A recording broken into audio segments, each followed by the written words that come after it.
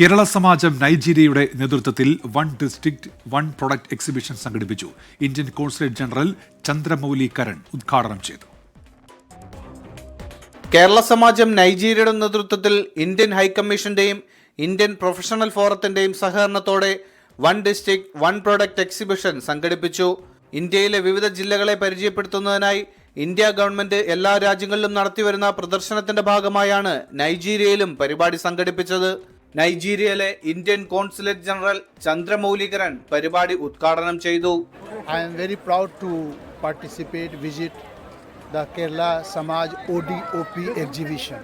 They have projected products of many states, and all the stalls have been very artistically and beautifully decorated. And the Kerala Samajam ladies are manning the stall. There are mural paintings, the articrafts put on elephant. Then there are some clothes, beautiful painted saris, and these are traditional wares of Kerala, showcasing the business potential and our rich cultural heritage.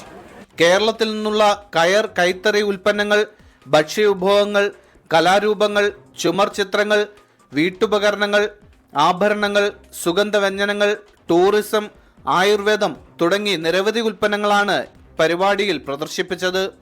ഇന്ത്യയിലെ വിവിധ സംസ്ഥാനങ്ങളിൽ നിന്നുള്ളവർക്ക് പ്രദർശനം ഒരു വേറിട്ട കാഴ്ചയും പുത്തൻ അനുഭവവുമായി. നമ്മുടെ കേരള സമാജം മെമ്പേഴ്സിൽ നിന്നും ശേഖരിച്ച കേരളത്തിലെ വിവിധ ജില്ലകളിൽ നിന്നുള്ള പ്രൊഡക്റ്റുകൾ ഇവിടെ പ്രദർശിപ്പിക്കുകയും വിവിധ സംസ്ഥാനങ്ങളിൽ നിന്നുള്ള ആളുകൾ ഇവിടെ കടന്നു വരികയും നമ്മുടെ ഉൽപ്പന്നങ്ങൾ കാണുകയും അത് വാങ്ങുന്നതിനുള്ള താല്പര്യം അവർ പ്രകടിപ്പിക്കുകയും ചെയ്തു.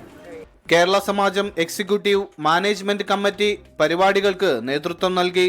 മലയാളത്തിനിമ വിളിച്ചോതി കേരളത്തിലെ വിവിധ ജില്ലകളിൽ നിന്നുള്ള ഉൽപ്പന്നങ്ങളുമായി കേരള സമാജം നൈജീരിയ നടത്തിയ പ്രദർശനം ഇന്ത്യയിലെ വിവിധ സംസ്ഥാനങ്ങളിൽ നിന്നും കടന്നു വന്നവർക്ക് കൗതുക കാഴ്ചയും പുതുമയുമായിരുന്നു.